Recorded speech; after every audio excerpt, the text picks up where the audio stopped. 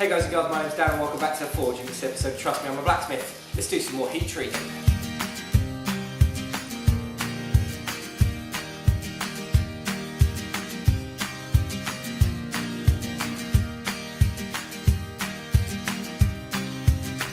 So welcome back, this is part 2 of the long-awaited, muchly anticipated part 2, the experimentation. And in this episode I'm just going to go over some of the basic principles and a few little experiments. I don't know if they're going to work very well or not, but we'll give them a go anyway, just to demonstrate what happens if you do it wrong, pretty much. Hopefully this is going to be a little short video, it's going to fill in the gap between the science lecture-y bit and then the actual hammer bit, which I've already recorded, which was a bit backwards, but I need to get these hammers done so that they're nice and hard and they work, and they're absolutely spanking at the minute, which is really good. So yeah, so this video is basically the bit in the middle where I do all the magic, basically. So for this video I'm going to take a piece of steel, a piece of ground flat 01 tool steel. This is 30 by 6 by 500 mil. Cost me about 12 quid. So how much is that in dollars? I don't know. I'll pop a thing will flash up with measurements and stuff, but you'll get it. And basically we're gonna normalise. Then I'm going to show you how we work out when it's in this critical temperature. We're then going to harden, and I'm going to harden this in oil. I'm going to harden it in water, and I'm going to harden it in excessive temperatures as well. And then I will do some tempering with the piece of bark that I hope that we're left with. Because I'm also going to do some destruction tests and show you what happens to the material and the grain and stuff. I'm going to try. I've never done that before, and my knowledge of it is limited. So if it doesn't go quite according to practice and it doesn't come out quite as I like, I'm sorry, but I did try it. So first thing I'm going to do is I'm going to chop this into a couple of lengths, and then we're going to go through a normalising process with it. So I've cut 5 pieces of the ground flat stock. It's an 01 tool steel, which means it's an oil quenching tool steel, and it's the sort of thing that if I was making knives I might buy to use as a knife making material. It's probably a great starting shape to make a fairly large camping knife or hunting knife or something like that, and its hardness properties are quite good once it's been heat treated. So hence the reason I thought for you knife makers out there this might be a little bit more interesting than just your run-of-the-mill bit of spring or something like that, which I was intending on using, but I thought, well, I've got this and the project that I started with, it didn't quite go to plan, so why not use it for this? So the first thing I'm going to do, take a hammer and I'm going to number these. So we've got number 1. So number 1 is our control. All the tests I'm going to do with this are going to be the accurate tests. So I'm going to oil quench this, I'm going to temper this one, and I'm also going to harden this correctly. So it's going to be a good temperature, hopefully, and it's going to be normalised. This one here is going to be 2 dots because it's number 2. This one's going to be water quenched, but correctly. This one is going to be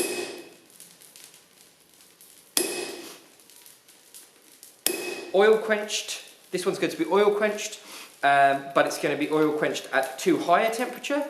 This one's going to be water quenched.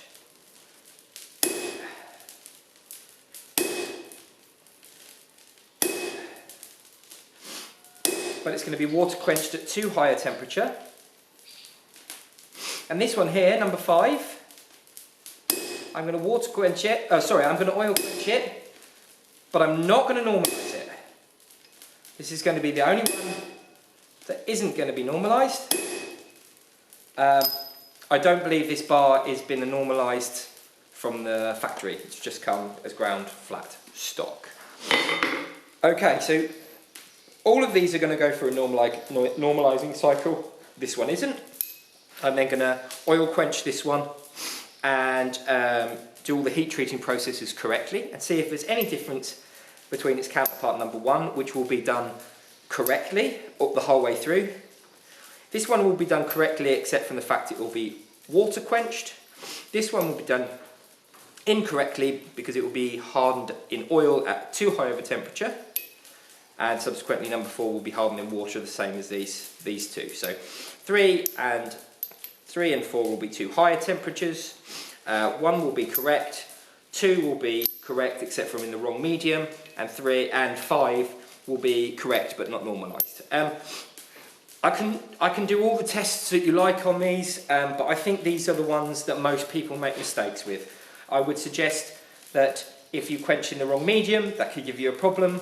If you're quenching too hot, that could give you a problem. And if you're not normalising, that could also possibly give you a problem. So that's the only reasons for these. I'm also going to heat these up and show you all their new properties once we get them. So I'm going to get on with that. Okay, so I'm going to try and be as coherent here as possible. Sorry the fire's running. But it's going to take too much time to turn it on and off and moving around and stuff. So I'm using the coke fire. You can use a charcoal fire, you can use an oil-based fire, you can use gas, you can use whatever medium you like. I'm not going to use any oxypropane or oxyacetylene to do any of these tests with, because if this is your setup at home, I think it's important to understand how to do this with your setup at home. So all I'm going to do is I'm going to take each one of the pieces of stock. So this is number 1. I'm just going to show you it's magnetic. Okay, that's a little magnet there. So each one's magnetic now. I'm going to put them in the fire. I'm going to start getting them hot.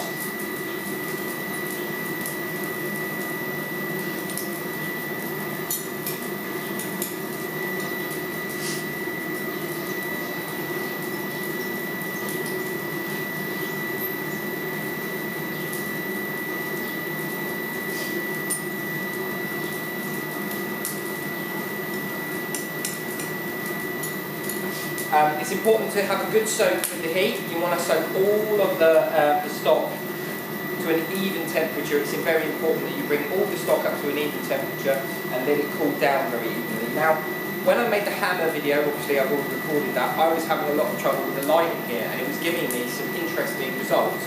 Now, why should I be so studious about making sure that we get this to the critical temperature exactly? Well, if you do it too hot, it will give you issues with your hardness later. Now, it's important to understand that doing this by eye is absolutely pointless. If you're hardening by eye, you're guessing. And it depends on the ambient light. If I was in a darkened room, this would be a completely different result than what it would be if I was in bright sunlight. And I'm in fairly bright sunlight in here, considering. So basically all I'm going to do is I'm going to take these up to a critical above their critical temperature. In fact, I can take them a lot higher, so I'm not going to harden them at this point. I'm just going to let them drop down nice and slowly, and when one of them becomes non-magnetic, I'll just show you with this little magnet here, alright? Cool. Okay, so what I'm just going to do as well, I'll just pop a magnet here for the experiment, and I'll take a piece of steel, one of the pieces of steel out of there, and I'll just stick and show you that it does lift up, okay? Cool. Just wait now.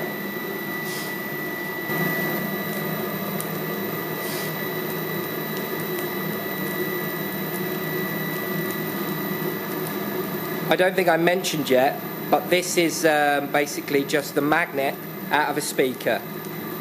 So you don't have to have a special magnet. This is old and bashed up. It's just a magnet out of a speaker. Don't go taking the magnets out of your mum and dad's speakers at home, kids, because that ain't going to get you anywhere. It's just going to get you in trouble. And now we wait.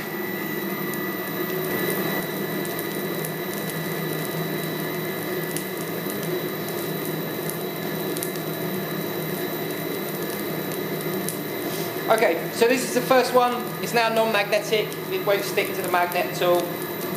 So that's the first one done. So I'm just going to let that cool down nice and slowly in atmospheric temperature.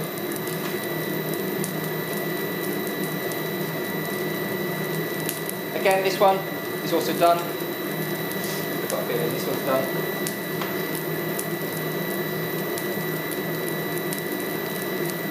Yeah, it's done as well.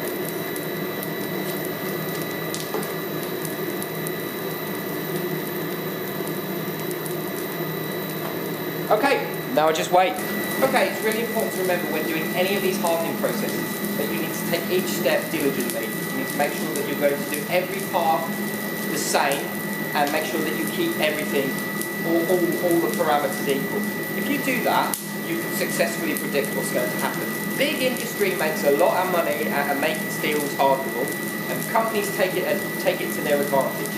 So if we're going to successfully be able to do something like make a hammer hard, we need to have the skills to understand this. So going off colour isn't good practice in any way, shape or form. The data sheets that come with your stock are available on the internet. They should actually come with your stock if you buy it from a retailer.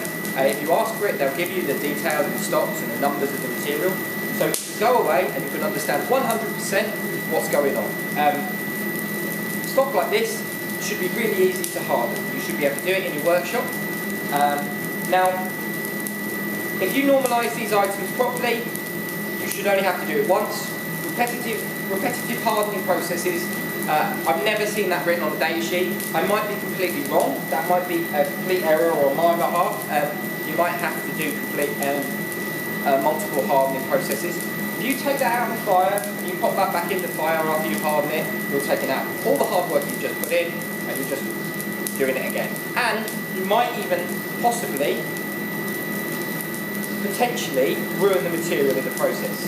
This stuff doesn't like getting hot.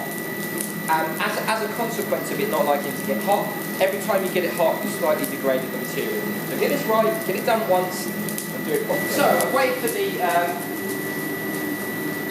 samples to cool down so I can touch them by hand. Whilst I was doing that, I made a little key ring. So I can now pick them up. They have full scale, which is good, that's what we wanted. And we've got this one here. So now I'm going to go ahead. So what I'm going to do is I'm going to do each one correctly. So I'm going to do the first one, oil hardening correctly, oil hardening incorrectly, water hardening correctly, water hardening incorrectly, and then oil hardening, the normalised version. I'm going to do these three first in the oil, and then these three in the water. So I'm going to put each one in the fire. That's number 1. This one's number 3. And then lastly number 4. Again, the same principle applies. I want to get them nice and hot, nice and slowly, and I want to get them so that they're above the critical temperature, which is 723 degrees Celsius or 1,335 degrees Fahrenheit. It's important that we get this right because it's going to make all the difference. Okay, so this is number 1. It's no longer magnetic, and what I'm going to do is I'm just going to let it cool down so it becomes magnetic again.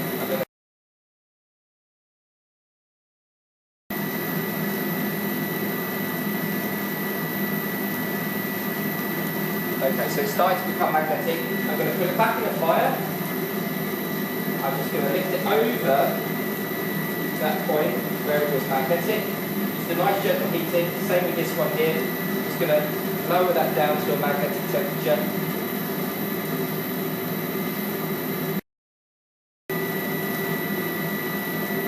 Okay, that's starting to become magnetic. Well,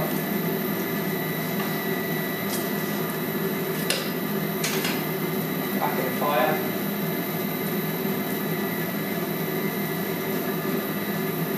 So now I know that I'm just below that 723 degrees or 1,335 Fahrenheit. All I'm going to do then is I'm just going to lift that stock back up to a changing colour, so just to a soft red. There's the soft red there, so we should be about 900 degrees, and I'm going to dip it straight in the oil, all the way in, and I dip it straight in the oil all the way down because I don't want the oil to set fire. Now normally I do this outside, but it's hard to do the footage outside. I'm just going to wiggle that round in there.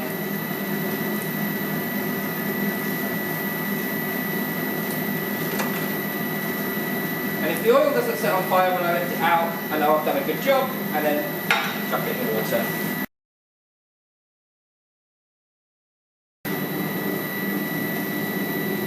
again, just the even colour change, just the orangey colour. Get that straight in the water, right down there, nice and cool. Oil, sorry. This is used engine oil. I don't think the oil makes any difference. I just think viscosity speeds up or slows down the quenching speed. So very thin oils like vegetable oils, they obviously cool quicker because they're much thinner, whereas these thicker motor oils take a little bit longer, so you get a bit of a softer quench.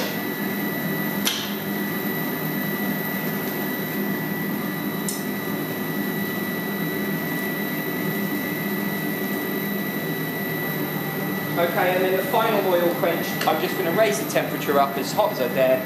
I'm just going to chuck it in oil. I'm not going to check the magnet, nothing.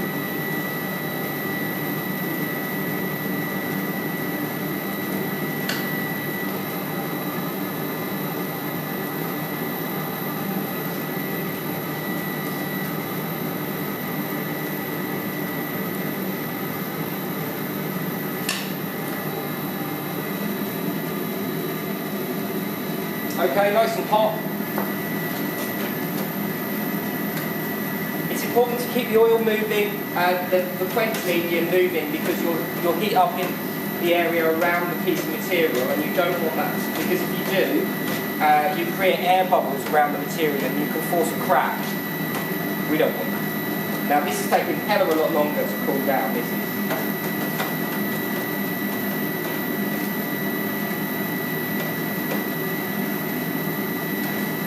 Right, okay, and that one in there as well. Okay, so our next task is the water quench. The correct way and the incorrect way.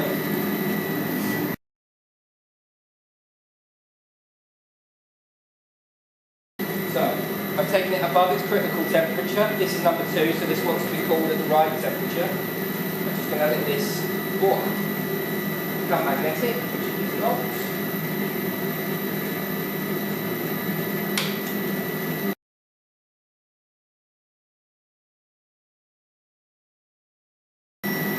Okay, so it's starting to become magnetic. Shut down the fire. This one's pretty good, so that's going in.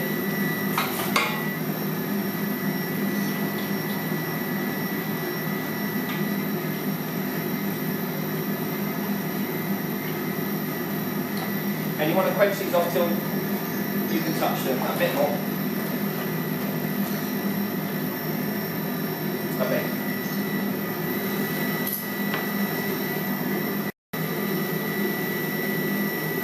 Evident change in colour.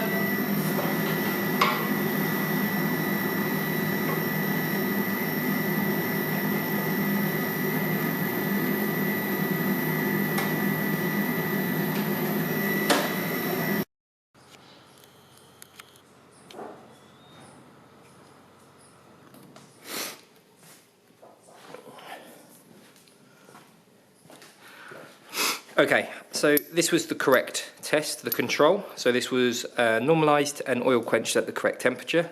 This was normalised water quenched at the right temperature. This one was oil quenched at the wrong temperature. That one's still a bit... This one was water quenched at the higher temperature, and then this one was done but without the normalisation. Now it's evident by their appearance so far that certain processes being missed or done differently change the outside look of the material quite drastically, and that's because the actual crystal structures have changed inside. So here you can see that we've done it correctly, and you can see a little bit of the martensite pattern on the material, and also a lot of the scale's been blasted off on this one that we produced when we normalised it. The same with this one, a lot of the scale's been knocked off, and you can also see quite a bit of crystal pattern there. This one, where the oil quench, a lot of the scale's been knocked off. There's a bit of scale there. You can see some of the crystal patterns, but you can see these white smudges here, and that's the higher temperature that's caused that. And the same thing's happened here. It's a much higher temperature. It's caused a lot of the material, the crystal structure, to deform quite drastically. And then here on the end, just because it had no scale on to start with, it was quite clean. So that's why it looks like that. Okay, so the next thing I'm going to do is I'm going to hit these with hammers in vices. I do not recommend you do this. I do not recommend you hit any hardened steel. Oh, I'm also just going to do a little hardness test just to make sure that they're all hard. Okay, so this is the control. This is number 1. Nice and hard. That's the water, nice and hard. Oil, really hard. That is really, really stupid hard. Oh wow, that's even harder. Okay, that would suggest there's a lot of semite in those last two. Oh, that one's gone quite well as well. Okay, so no normalising, then all normalised. This one and this one are brutal hard. I'm really surprised about how hard those two are. This one seems to have come out quite well, as does this one, but nowhere near. Oh, they sound really hard. That one sounds the best actually out of them all. So, but we will see just now. I'm going to hit them with hammers and hope that I don't get something go for a kidney. There are horror stories of that. So what I'm going to do is I'm going to set this up so that I can give them a tap with hammer, and hopefully we might get some slow motion as well. So cool. Okay, so this process normally you would temper them before you would do this, but we won't see the crystal structures if we hit them and have tempered them, because we will have changed some of them back to the way they were before. So what I'm going to do is I'm going to take each piece that's been hardened, I'm going to trap him in a vise, I'm going to put, seriously don't do this at home, I'm going to put him in the vise, I'm going to grab a hammer and I'm going to give him a fairly decent crack. Okay. So we've got some chips coming off. Now, I would suggest that there was a flex and then the chips broke off because they were the parts that were most stressed. So we'll try the overheated now. This is the water quenched.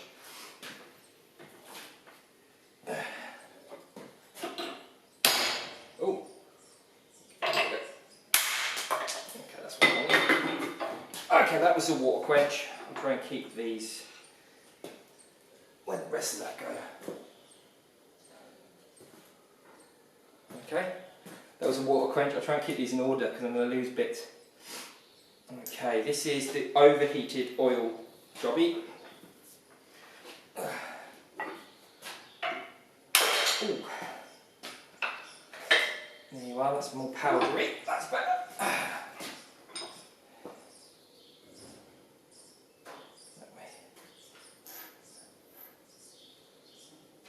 Okay, this is the overheated water. This one should be pretty impressive. I'm pretty sure this one will go quite well. Right. Okay, now, yep, that one looks good too. And then last but by no means least, the one that we didn't bother normalising. I think this is probably going to behave like the first one, but we will. Yeah.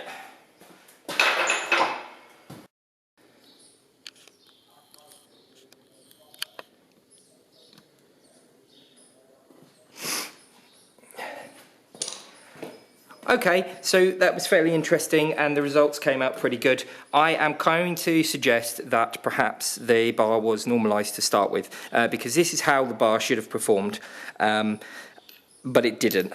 This one took some hell of a punch, but I don't know about that, but we'll leave that as an anomaly for a second. My science knowledge of this is okay. Okay, so this one chipped, and I'm assuming this was a stress or a fracture because this was a sheared end of the. Oh no, it wasn't. It was saw cut. I'm not sure why that happened. Was it a sheared? Yes, it was the shear end. Right. So this one had been sheared off by a shear in the manufacturers, not cut with a saw. I'm assuming that's why the stress mark's there. I don't know if you can see this or not, but it's very powdery. And that's how the material should look when it's been hardened properly. I was hoping it was going to split a bit better than that, but it didn't. Okay, this was the water quenching, and now you can see that. Oh, that's not good. Okay, less powdery. Oh, less powdery and much more grainy. sort of a smooth finish. That means it was quenched in the wrong medium. This was quenched in the right medium, but too hot. You can see that the powder is a lot more spread over the area of the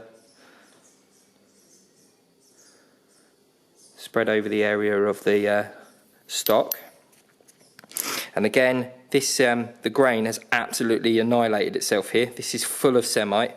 This was originally what it should have looked like, but this happened. It's just full of semite. It's even greater than this one, which is also full of semite. Okay, this is what happens if you get them too hot. This isn't what we want. This is not good.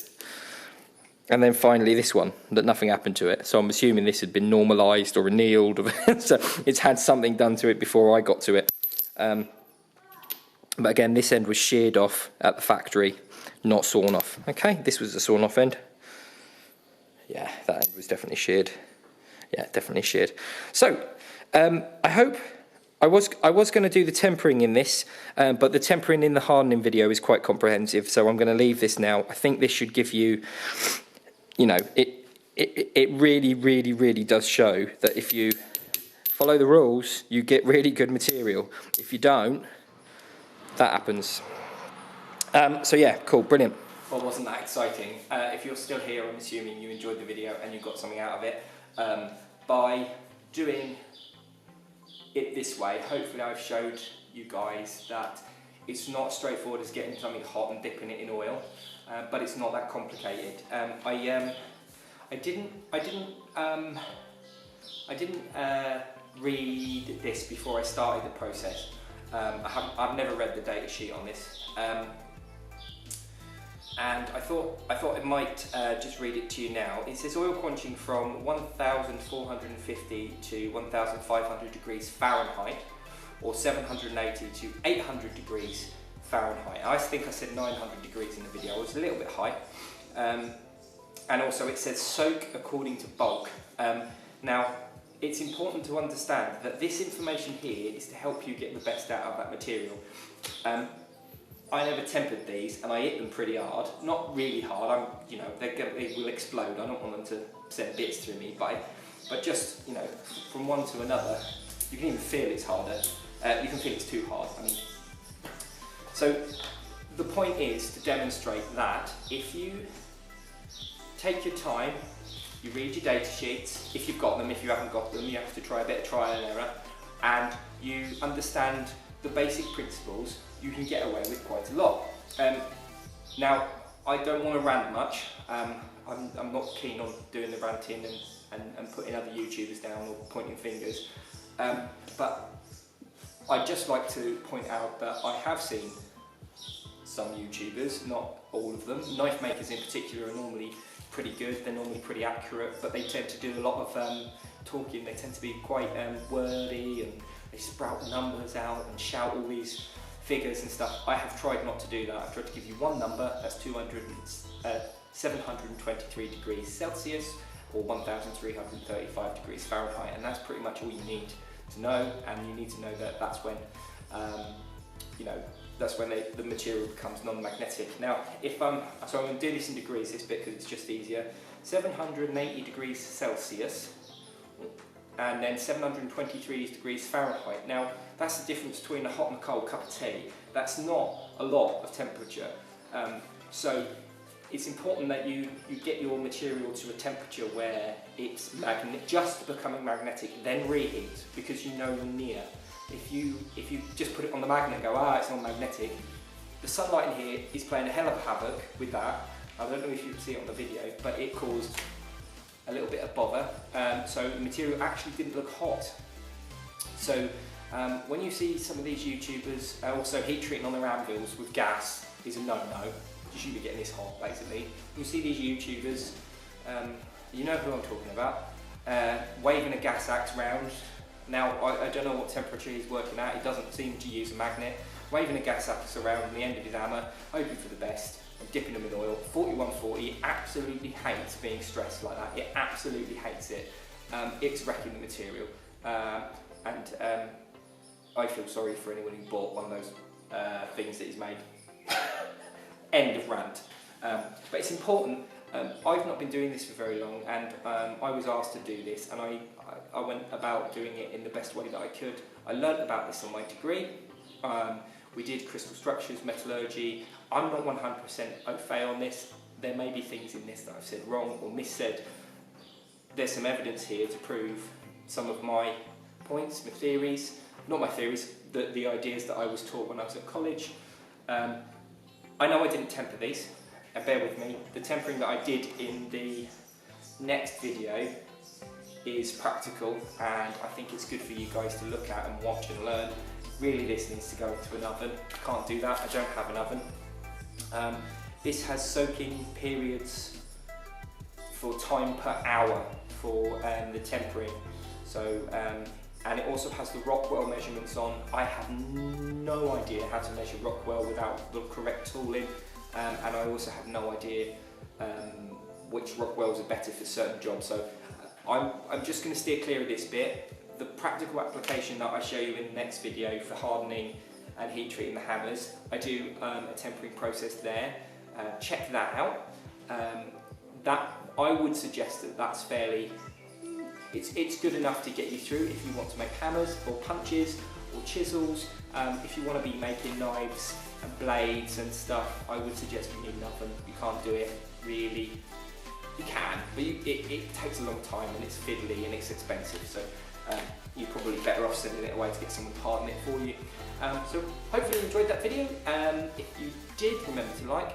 I make content as often as possible, so remember to subscribe and ring that bell because it will give you notifications. I have loads of videos. People have been asking me to make videos that I've already made, so if you want to see those as well, check out the rest of the channel. There's a part 1 to this, I'll put it up, and a part 3 is made and waiting, so that will be released shortly.